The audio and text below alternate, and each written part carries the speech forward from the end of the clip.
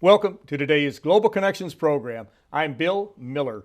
What are the United Nations and the Organization of American States, as well as many other groups, doing to promote human rights in their regions and around the world? We'll be back in just a moment to talk about these and other important issues.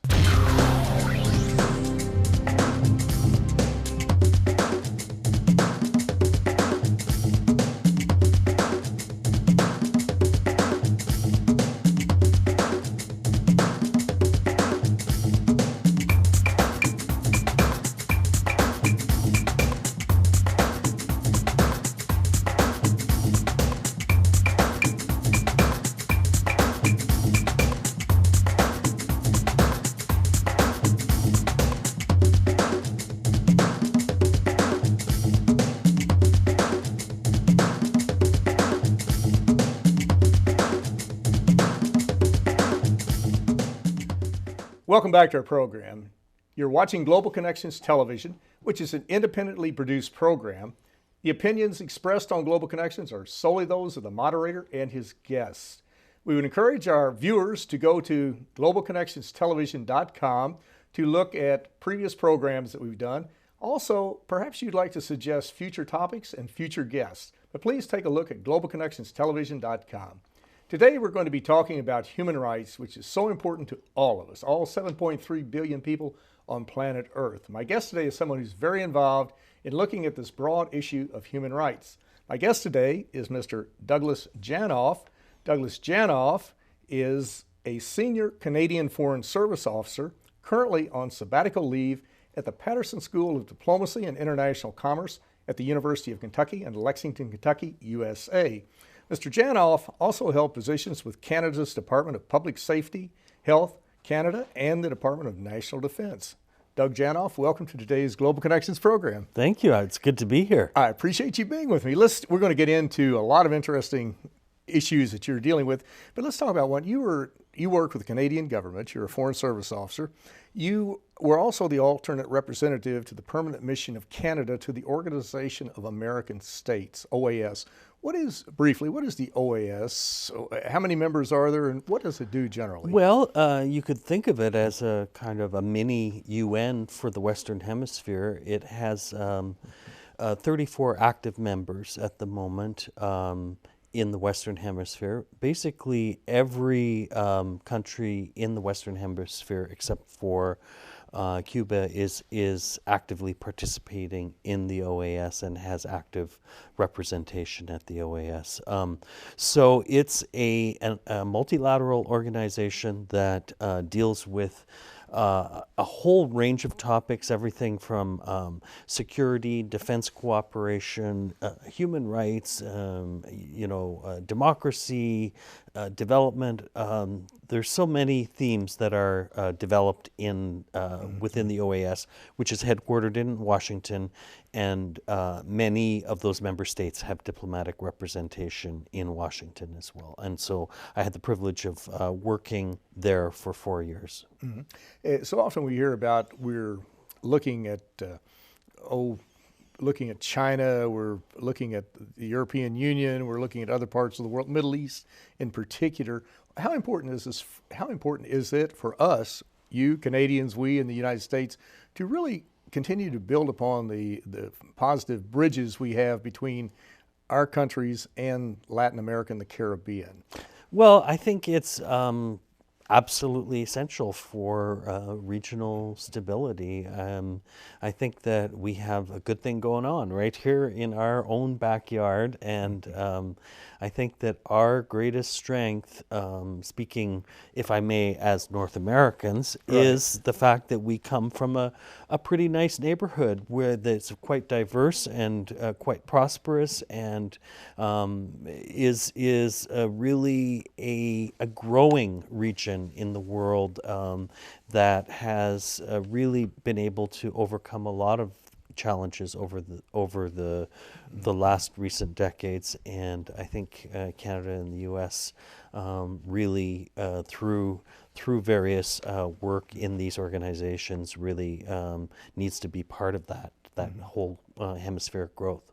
Exactly. Now, one of your positions was you were involved in you were an analyst involved in international crime and terrorism. Those are very important issues for us in the United States, people around the world. What exactly did you do, and what was one of the most significant things that came out of it? Well, I know it sounds very glamorous and exciting, and I guess there are many people that work in that area and that have different tasks. Like, I think the things that we see on television are the intelligence experts that are going around. But there's also a lot of very concrete programmatic work that needs to be done.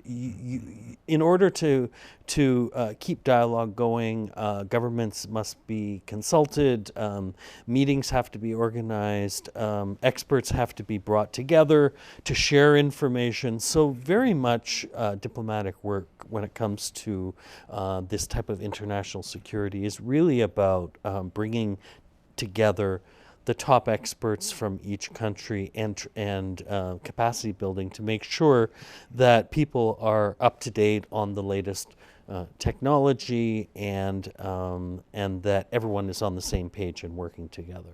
Exactly. And you mentioned dialogue and communication and that type of thing, and working towards common goals. One country that the United States in particular and the country of Cuba have not had much dialogue going on really since about a little after 1959 when Fidel Castro came into power, but that is changing today.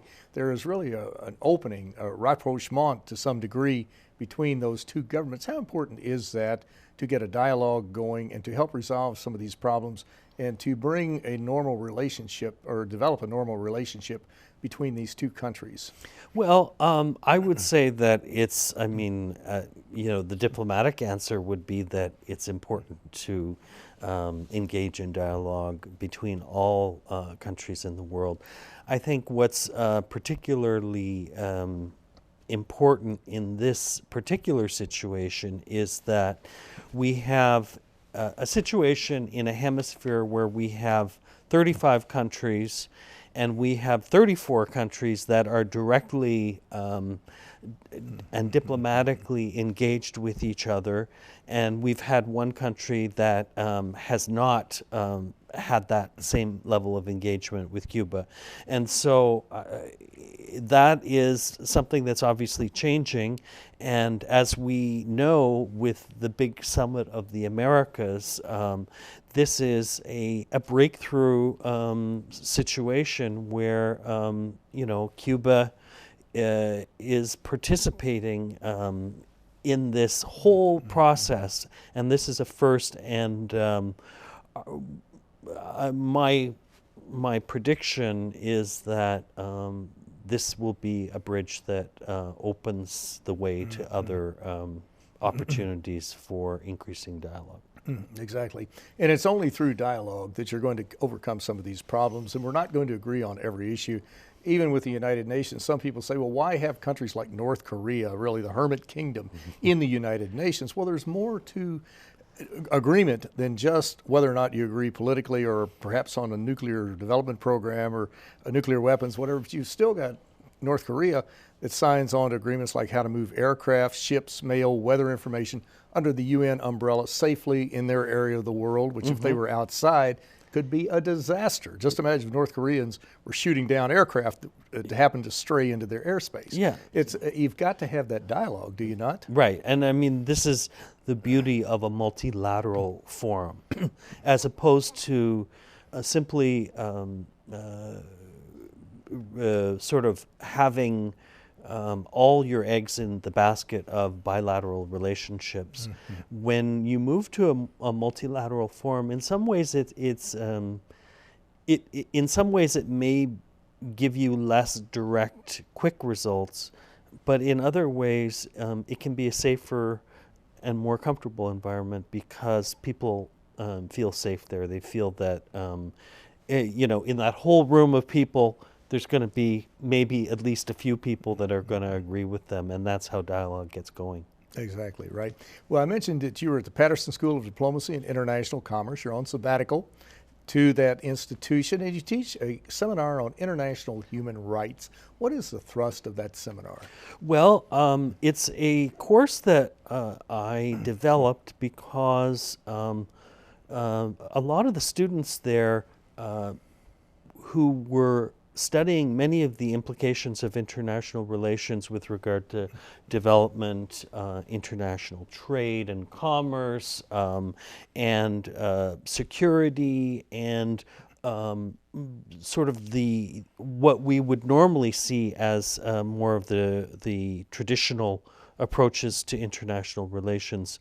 We're really looking for something that would give an overview of the human rights situations around the world and how we can understand that. So I developed a seminar that gives us a little bit of the theoretical approach to universal human rights, going right back actually to the Universal Declaration on Human Rights in 1948. And looking at how that really shifted after the war and how human rights emerged on the global stage as this very important way of treating people, and for member states to be able to sign on to a certain level of agreement. So I think we've come a long way since 1948, but there's still been that very core belief system which was enshrined in that document for the first time. And so now what we're seeing is the in some ways the responsibilities of states as a result of that. Because it's one thing for a member state to sign on to a document which has very, impressive language and talks very much about, respecting the human rights of each person, the right for people not to be mistreated and really spelling it out in very specific ways. So that was a first. But then really encouraging member states to actually carry through on that by respecting that with their own citizens is a whole other challenge in itself. And so there have been many mechanisms since then that have been set up to monitor the human rights of member states around the world, which has led to many debates. And so that's what my course has really been about. Mm-hmm. Now, you mentioned the Universal Declaration of Human Rights that was adopted by the United Nations General Assembly, I think on December 10th, 1948. Right. And it was a very unique document. It was shepherded by Eleanor Roosevelt, former First Lady of the United States. There's also when the UN was established, it was set up to eliminate the scourge of war, promote economic and social development, but also to enhance human rights around the world. You have a whole framework, a human rights framework within the United Nations system. Talk a little bit about that. What are some of the most important components of that human rights framework? Well, what is generally referred to as the UN human rights system is so vast that it would take several programs for us to actually take a while. discuss it. But just really to give a really brief overview, and it's so beautifully documented. If you just go to the website of the UN office of the High Commissioner for Human Rights, it breaks it down into charts and diagrams and really breaks down the different organizations. But suffice to say that there are many components to the UN human rights system, and in my research that I'm doing, because I'm working on my PhD right now, and so this opportunity in Kentucky has also given me a great opportunity to do this research. It really, what I'm looking at is the Human Rights Council, which is based in Geneva, and which is really the highest level. It's an assembly of many of the member states, there's a certain percentage of member states that are represented at any given time on the Human Rights Council. And they weigh in on very important human rights issues that are happening around the world. If there are crises taking place, they can have extraordinary sessions and bring in experts to talk about the urgent matter of these things. But they can also really provide some leadership on emerging issues that are coming up. Another function of the Human Rights Council is to oversee what's called the Universal Periodic Review. And what this is it's, if you like, a report card. So each member state in the world has to undergo a scrutiny of their human rights record every few years. And so it's done on a rotational basis, and so no one gets away scot-free. Everyone has to be examined, and in fact the U.S. Is in the process of, preparing their representations for their own review as well. And so really what the message of all that is that there are universal human rights standards, and we're going to hold all the member states to account, and we're going to ask very similar questions to different states to see how they answer that. And we're also going to bring in civil society organizations, and we're going to bring in experts, because another thing that the UN human rights system does very well is it has many special rapporteurs and experts who have very, very high regarded expertise in areas that could be quite as diverse as torture, enforced disappearances, discrimination on the basis of race, or discrimination and violence against women. And so these experts are really, they're very knowledgeable, and so their information is used to inform many of these reviews as well. So it's a fascinating process. Exactly. And this whole situation with human rights, it's so multifaceted. There's so many components, as you mentioned. It could be torture. It could be the incarceration of people illegally. It could be forced disappearances or something like that. One of the hot issues, probably the hottest issue over the last couple of years, has been LGBT rights. Right. And we hear a lot about that in the United States. We've seen what's going on in Indianapolis not too long ago.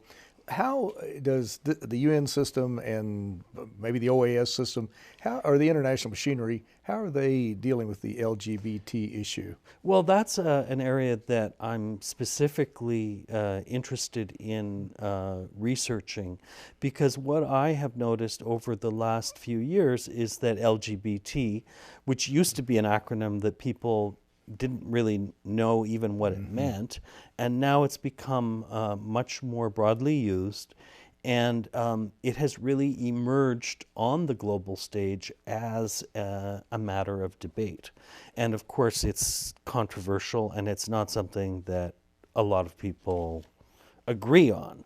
But the fact that it's actually being debated in the highest levels, and that world leaders, including President Obama, have actually made public statements about the state of LGBT rights in the world, to me is an indication of how far that issue has come, and the level of debate that is continuing to be engaged.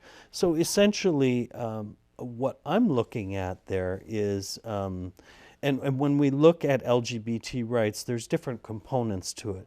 One is the sheer violence that takes place against victims of violence. And so this is, I mean, murders, sexual assaults, all those types of things are hate crimes. Right, hate crimes. So there's what the experts are finding is that this is something that has actually happened all over the world. So there's been criticism where people have said in certain countries, well, this isn't an issue that affects us because this is an American problem, or this is a European problem, and this isn't something that affects us, this isn't something that occurs here. And yet all the evidence seems to indicate that the issues of violence and discrimination are particularly acute, or not particularly acute, I should say, in one particular country, but are spread out all over the world. And so when I look at how member states are reviewed at the UN, I am paying particular attention to the way that they respond to issues about their treatment of LGBT citizens, because many member states are very sensitive about that, and they either don't want to answer the question about how LGBT citizens are treated in their country, or if they answer it, what they're saying about the situation seems to be quite at variance at what the experts and the non-governmental organizations are saying. So in my view, as a good researcher, I feel that the truth lies somewhere in between there. And so my research is to actually interview other diplomats who actually work specifically in those areas and triangulate the data, as we say, looking at interviewing NGOs and interviewing international experts. And by looking at all those different sides of the triangle, I'm trying to come up with a situational overview of how LGBT rights are represented in the UN human rights system. And as with every country within the United States, you have strong discussions both ways. Even within the UN system, 193 countries, you have some countries that have some very stringent laws against LGBT people. Uganda comes to mind, different ones like that. Some of the Middle Eastern countries, some of the African countries. You got other areas like Holland or whatever that is on the other side of the spectrum. So there's a lot of diversity and a lot of differing of opinions, shall we say. Right, but it's not just opinions, but what I find fascinating is the rhetoric and what people are saying in public and what's really going on in the ground. So to me, that's a fascinating thing. I don't want to ever turn this into too much of an academic exercise and forget the fact that, 6 countries in the world have the death penalty for homosexual behavior. And so this is something that is a very real threat to people on the ground. And so I always want to make sure when I do this research that I'm bringing it home to how will these very high-level dialogues in places like Geneva and New York actually benefit the people that are being imprisoned right now as a result of expressing themselves in a way that would be considered okay in many countries, and which is criminalized and vilified in a lot of other countries. And in the last 2 minutes we have, Doug, the hardest question: what is the biggest challenge as you look at this whole human rights issue, and what can organizations such as the United Nations, the Organization of American States, do to help promote this discussion and to help people have their rights respected? Well, I would say they're doing it already. I mean, especially the OAS has an excellent commission called the Inter-American Commission on Human Rights that does incredible research on the whole situation of the situations of human rights in many different areas, in many facets of life in the Americas. They do a lot of research, they do a lot of reports, and they're really doing a lot of advocacy in this area. And I guess the challenge is how to get the word out. At the UN level, there's a lot of political discussions taking place, but there are also many reports that are being done and situations that are being monitored very closely. So I think increased education and I would say, especially to students that are watching this program and who are interested in following human rights, that there are so many resources that are already available to us, and to take advantage of those resources and contribute as much as possible to the NGOs and the grassroots organizations that are contributing information to that. Exactly. Well, Doug Janoff, these are important issues, and of course, there's no country in the world that has a perfect human rights record. No one in the world. Some are better than others, but we really need to learn more about this, and we can do that. We can go to UN.org. We can also Google the Office of the High Commission for Human Rights at the United Nations System, the Organization of American States. There are a lot of resources available, but the issues are so important, and we need to learn more about them. But I